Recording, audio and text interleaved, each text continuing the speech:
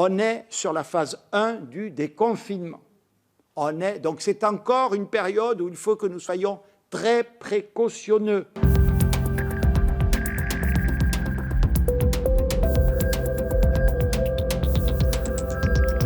Il me semble observer un petit relâchement. Si on ne respecte pas les fameux gestes barrières, la distanciation, enfin des règles élémentaires qui sont la clé de voûte, c'est la seule certitude à la limite que nous ayons dans la lutte contre cette pandémie, on risquera la rechute.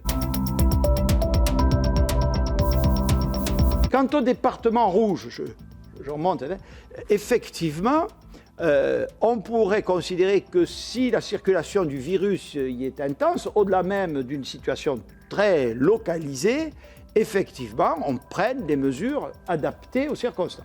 Dans le plan de sortie du confinement que j'ai préparé, j'ai proposé que soit également prêt un plan éventuel de reconfinement. Nous aurons, je le dis à la nationale, un plan prêt au cas où ce n'est pas notre objectif.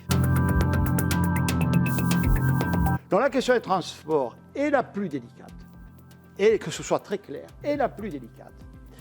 Donc là aussi, le maître mot de ça, c'est progressivité. Tout ça va avoir pour effet, soyons clairs, une diminution de l'offre disponible. Et ce que nous préparons, M. le Président, pour être très précis, par bassin d'emploi, sous l'autorité des préfets et avec les partenaires sociaux, c'est que soient mis en place des horaires décalés de reprise.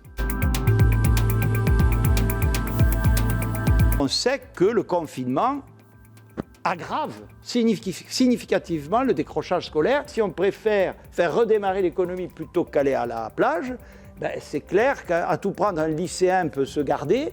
Un enfant de 9 ans, si ses deux parents travaillent et ne peuvent pas télétravailler, j'insiste, si ses deux parents travaillent et ne peuvent pas télétravailler, c'est sûr que ça va aussi poser un certain nombre de difficultés.